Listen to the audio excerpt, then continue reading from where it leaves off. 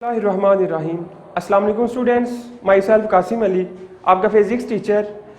As you know well के हमने अपनी फर्स्ट ईयर फिज़िक्स का चैप्टर नंबर 7 स्टार्ट किया हुआ था और उसके ऑलमोस्ट हमने अपने सारे टॉपिक्स को स्टडी कर लिया हुआ है और उनकी वीडियोस आपके पास मौजूद होंगी, आ गई होंगी।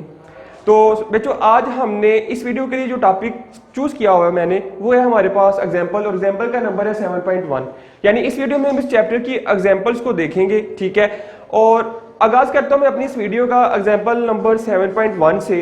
अभी मैं इसकी स्टेटमेंट पढ़ने जा रहा हूँ और बेहतर ये होगा कि आप भी अपने पास बुक रखें और स्टेटमेंट को मेरे साथ साथ फॉलो करें ताकि पता चल सके स्टेटमेंट में हमें क्या बताया जा रहा है और हमने क्या फाइंड करना है। तो बच्चों, पहली एग्जांपल में कह रहे हैं अ ब्लॉक वेइंग 4 किलोग्राम, कि आपके पास एक ब्लॉक है, उसका वेट है 4 किलोग्राम यानी 4 kg। Extend the spring by 0.16 metre, कि उसकी जो ओरिजिनल पोजीशन थी उसको थोड़ा सा स्ट्रेच किया हमने, ठीक है। उस मैच को पकड़ के हमने खींचा है, कितना 0.16 मीटर फासला उसका तय हुआ है। From its unstretched position the block is removed and the 0.5 kilogram body is hung from the same spring. कहते हैं कि पहले हमने क्या किया था, आपके पास स्प्रिंग था, स्प्रिंग के साथ हमने 4 किलोग्राम का एक वेट बांधा हुआ था। अब क्या करें, दूसरा केस ही आएगा कि उस 4 किलोग्राम वाले वेट को उतार दें और क्या करें 0.50 या 0.50 किलोग्राम वेट का जो एक ब्लॉक है वो उसके साथ अटैच कर दें। उस स्प्रिंग वही होना चाहिए, बात ये ध्यान में रखिएगा। If the spring is now stretched and then release, कहते हैं कि अब अगर इस केस में स्प्रिंग को स्ट्रेच किया जाए, उसको खींचा जाए और खींचने के बाद छोड़े, क्या होगा, what is it's time period of vibration. तो हमने कैलकुलेट करना है टाइम पीरियड ऑफ वाइब्रेशन के जो वाइब्रेशन है उनका टाइम पीरियड क्या होगा, ये कैलकुलेट करें, ठीक है। तो अब लिखते हैं, मैं गिवन डाटा की तरफ आता हूं। गिवन डाटा लिखते हैं, हम क्या बता रहे हैं गिवन डाटा में, कहते हैं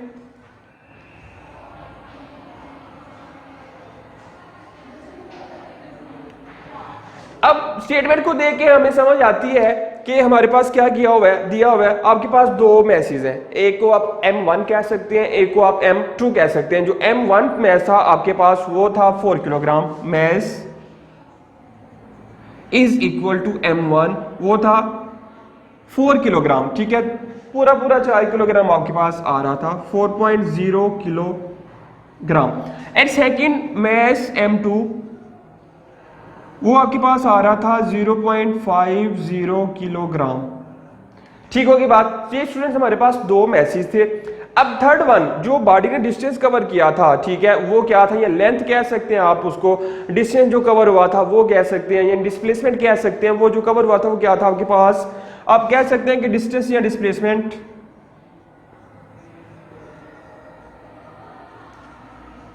और डिस्प्लेसमेंट को एज यू नो वेल कि हम x के साथ रिप्रेजेंट करते आ रहे थे थ्रू द होल चैप्टर। तो आपके पास आएगा x इज इक्वल टू 0.16 और 7 मीटर। ये सारा कुछ आपके पास स्टूडेंट्स गिवन था जो मैंने इधर लिख दिया। अब आपने क्या करना है, टू फाइंड, कि आप फाइंड क्या करना चाह रहे हैं इस एग्जाम्पल के अंदर। टू फाइंड आपके पास आएगा टाइम पीरियड, यानी t आप कैलकुलेट करेंगे। इसके लिए टाइम पीरियड आएगा आपके पास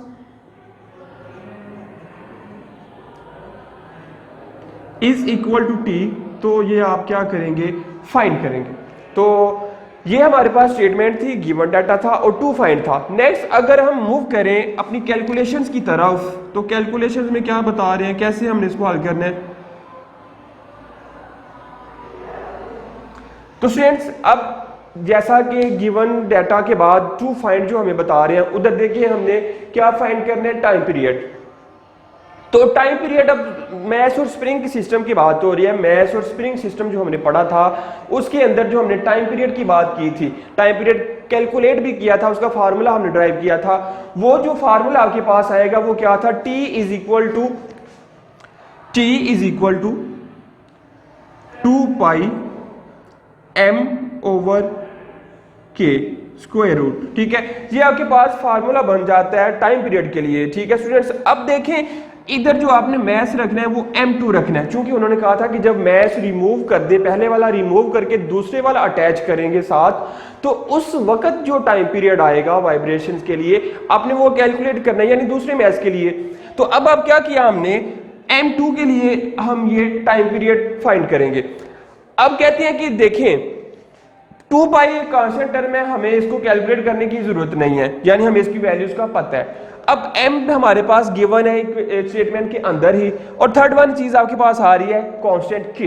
तो अब इस k को कैलकुलेट करने के लिए हमें सेपरेटली इस k को निकालना पड़ेगा, यानी इसकी वैल्यू हमारे पास होगी तो हम वो पुट करेंगे।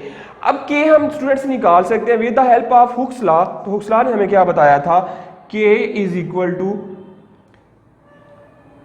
f is equal to k x. Hooke's law में क्या बताया था, f is equal to k x, f is equal to k x. आपने k फाइंड करना है, k एक तरफ और f के नीचे आ जाएगा आपके पास x।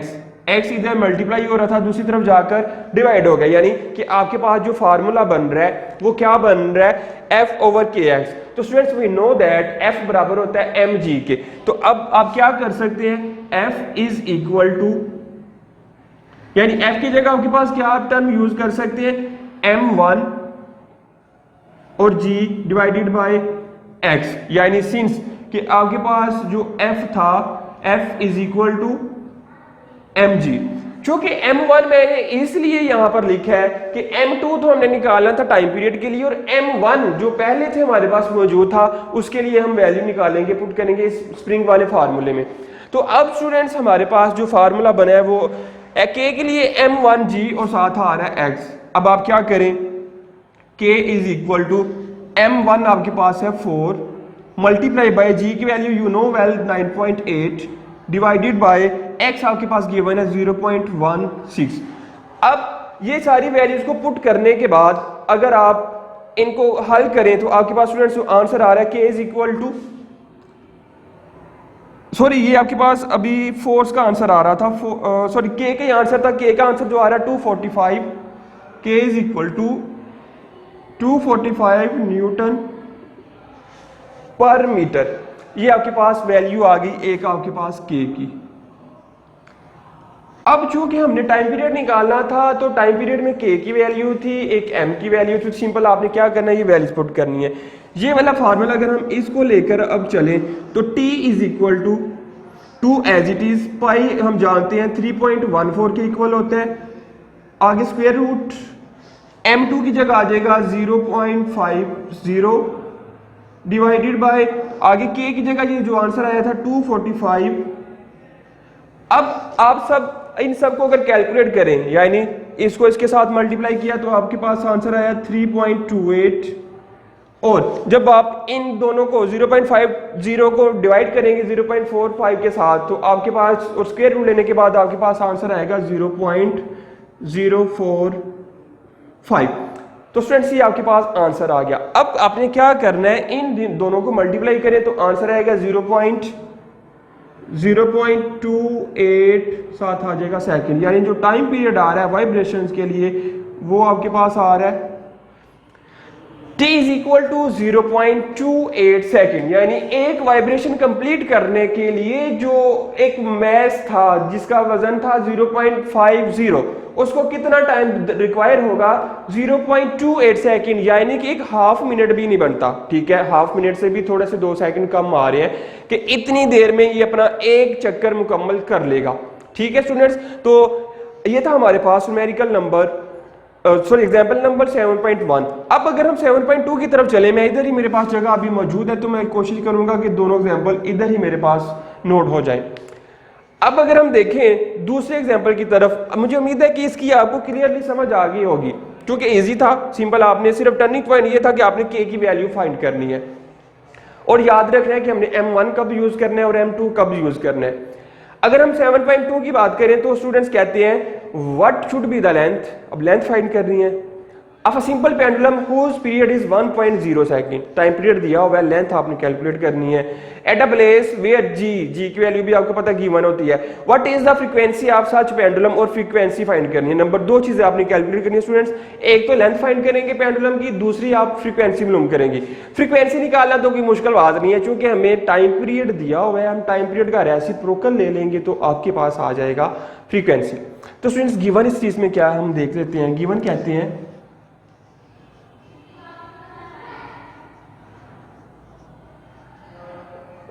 गिवन डाटा में आपके पास एक चीज आ रही है टाइम पीरियड,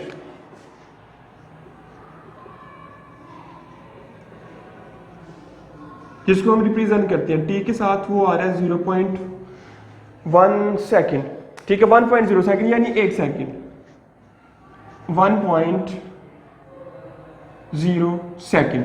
और दूसरी बात जो आपको बता रहे हैं वो जी की वैल्यू दी हुई है, ठीक है, एक्सेलरेशन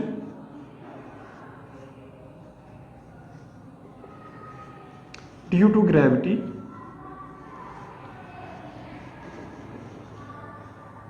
जो कि आपके पास होता है जी इज इक्वल टू 9.8 मीटर पर सेकेंड। ये दो चीजें आपके पास स्टूडेंट्स गिवन है। अब आपने जो फाइंड करना है, इसके लिए फाइंड क्या करेंगे, टू फाइंड,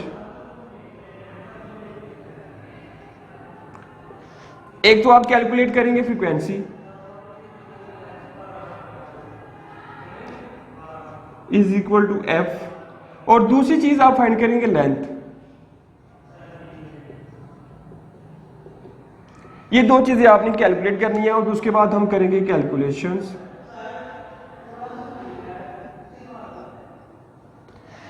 बिल्कुल सिंपल सा न्यूमेरिकल है, इतनी टफनेस इसमें या टर्निंग पॉइंट इसमें भी कुछ नहीं है, सिर्फ एल जो लेंथ है, लेंथ का फार्मूला आपको बनाना आना चाहिए, वो हम बनाते हैं टाइम पीरियड के फार्मूले से। अब अगर स्टूडेंट्स मैं सिर्फ पहले फ्रीक्वेंसी की बात करूं तो फ्रीक्वेंसी हमारे पास जो होती है, कहते हैं frequency is equal to 1 over t, यानी 1 एज इट इज, टी आपके पास दिया हुआ है 1, तो 1 को 1 से अगर हम खत्म कर देंगे तो आपके पास दोबारा से क्या आंसर आएगा, ये भी 1 ये भी 1, अगर कैंसिल आउट करेंगे तो फिर से 1 नहीं बच रहा है, तो आपके पास जो फ्रीक्वेंसी आएगी स्टूडेंट्स वो आएगी 1.0। अब इसका सिर्फ यूनिट चेंज हो जाएगा, पहले 1 यूनिट आ रहा था सेकंड के लिए, टाइम पीरियड के लिए सेकंड, अब चूंकि फ्रीक्वेंसी की बात है तो आपके पास जो यूनिट आएगा वो आएगा फ्रीक्वेंसी का, जो कि है हर्ट्ज। ये आपके पास आ गई फ्रीक्वेंसी। एंड सेकंड थिंग जो हमने कैलकुलेट करनी थी लेंथ, ठीक है, दूसरी बात लेंथ जो हम कैलकुलेट करेंगे वो क्या आएगी, हम जैसा कि भी मैंने पहले भी इधर फार्मूला लिखा हुआ है, अभी भी मौजूद है, T is equal to 2 pi m over k, तो यही फार्मूला ये था स्प्रिंग के लिए। और टाइम पीरियड जो आपके पास सिंपल पेंडुलम होता है उसके लिए अगर हम ये फार्मूला लिखें तो आपके पास होता है T is equal to 2 pi L over G और square root, 2 pi L over G और स्क्वायर रूट। अब स्टूडेंट्स अगर मैं क्या करूं, इन दोनों के इधर ले लूं स्क्वायर, इधर भी 2 पाई एल ओवर जी, इसका भी स्क्वायर ले लूं, तो ये स्क्वायर रूट इसके साथ कट गया, ये बच गया टी का स्क्वायर इज इक्वल टू 2 का स्क्वायर लिया 4, पाई का लिया तो पाई का स्क्वायर, तो इधर बचेगा एल ओवर जी। अब आपने फार्मूला ड्राइव करना है लेंथ के लिए, तो स्टूडेंट्स देखिए लेंथ वैसे भी इस केस में ओवर के ऊपर आ रही है, अगर आप क्या करें इधर लेंथ को एज इट इज रहने दें तो क्या करेंगे आप, जी इधर डिवाइड हो रहा है, इधर आके मल्टीप्लाई, यानी length is equal to t का स्क्वायर और साथ आ जाएगा जी डिवाइडेड बाय 4 पाई का स्क्वायर। ये आपके पास बन जाएगा फार्मूला लेंथ के लिए। अगर हम इसमें वैल्यूज को पुट करें तो एल आपके पास होगा, टी आपके पास है 1 का स्क्वायर, साथ जी होता है आपके पास 9.1 divided by 4 as it is 3.14 और इसका स्क्वायर। सिंपल सी कैलकुलेशन है, अगर आप इसको परफॉर्म करें तो आपके पास आंसर आएगा 1 का स्क्वायर इसके साथ मल्टीप्लाई करेंगे तो ये एज इट इज आ जाएगा 9.8 divided by 4 as it is, अगर इसका स्क्वायर ओपन करें तो आता है 9.85। तो अब स्टूडेंट्स 9.8 तो एज इट इज आ गया, 4 को इसके साथ मल्टीप्लाई करेंगे तो आपके पास जो आंसर आता है वो आता है 39.8। अब क्या करें, आप इन दोनों को 9.8 और 39.4 को डिवाइड करें तो आपके पास स्टूडेंट्स आंसर जो आता है वो 0.25 मीटर।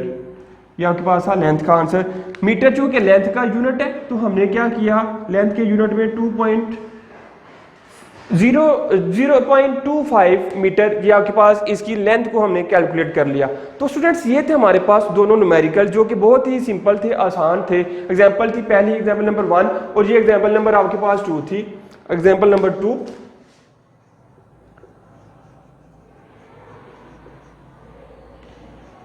7.2, ठीक है। 7.1 और 7.2 की बात करें तो ये सारी बोर्ड पर कवर हो चुकी है, दोनों बिल्कुल ही इजी थी, ठीक है। पहले में हमने क्या करना था, time period, just time period calculate करना था।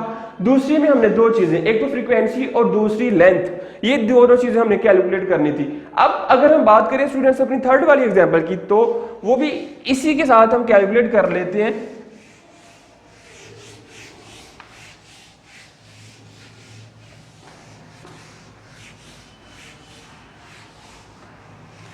अच्छा, मैं अगर बात करूं एग्जाम्पल नंबर 3 की, 7.3, तो आपके पास क्या आएगा, स्टेटमेंट में पढ़ने जा रहा हूं।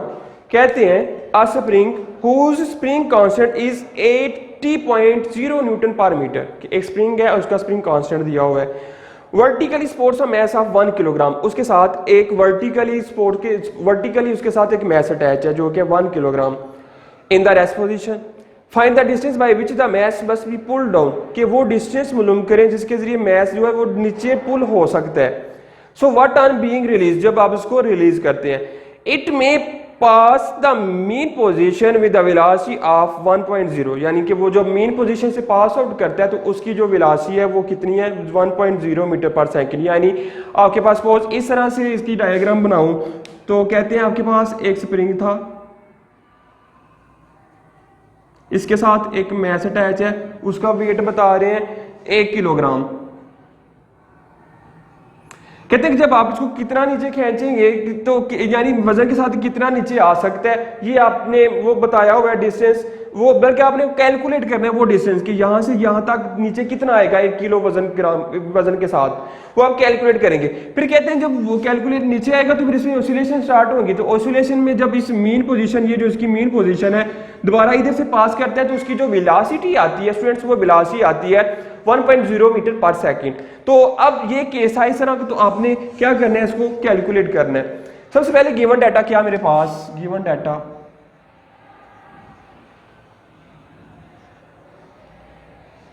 इस गिवन डाटा आपके पास है स्प्रिंग कांस्टेंट के,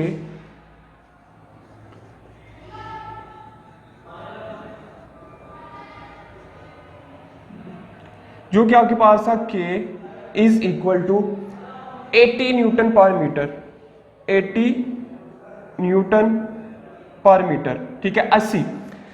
फिर मैस जो दिया हुआ था आपके पास, मैस था is equal to m is equal to 1 kilogram, आपने किलोग्राम इसका यूनिट लिख लिया। फिर जो वेलोसिटी बता रहे थे वो वेलोसिटी क्या थी, इज इक्वल टू वो भी थी 1 मीटर पर सेकंड। ये आपके पास था गिवन डाटा। अब टू फाइंड क्या है इसके अंदर, टू फाइंड स्टूडेंट्स आपके पास आ रहा है, आपने फाइंड करना है एम्पलीट्यूड इसका, यानी कितना एम्पलीट्यूड आपके पास इसका आ सकता है, एम्पलीट्यूड, और जो कि एक्स नॉट होता है, या डिस्टेंस भी आप कह सकते हैं कितना डिस्टेंस वो कवर करता है, एक्स नॉट, ये आप करेंगे कैलकुलेट। अब अगर सॉल्यूशन की तरफ या कैलकुलेशन की तरफ अगर हम आए, तो स्टूडेंट्स इस केस के लिए हमें पता है कि हमने जो वेलोसिटी का फार्मूला स्टडी करना है वो था v is equal to omega x naught, ठीक है।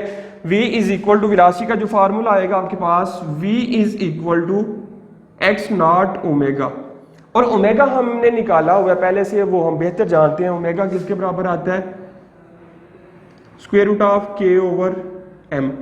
तो ओमेगा की जगह ये वैल्यू पुट करें, v is equal to x naught square root of k over m, ये वैल्यूज को पुट किया। अब स्टूडेंट्स हमने निकालना था डिस्प्लेसमेंट यानी एम्पलीट्यूड उसका, तो इसके लिए हमें फार्मूला बनाना पड़ेगा। ये देखें, ये एक्स नॉट अपनी जगह पर कायम, ये m इधर मल्टीप्लाई हो डिवाइड हो रहा है k के साथ, उधर जाके मल्टीप्लाई, यानी हम क्या करेंगे, इसका रेसिप्रोकल कर लेंगे, दूसरी तरफ लेकर जाएंगे तो हो जाएगा m ओवर k, ठीक है। ये आपके पास फार्मूला बन जाएगा एक्स नॉट के लिए।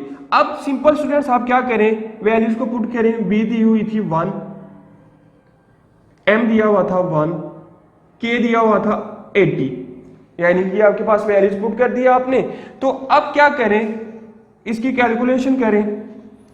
1 ओवर 80 को जब आप डिवाइड करते हैं 1 को 80 के साथ, तो आपके पास जो आंसर आता है 1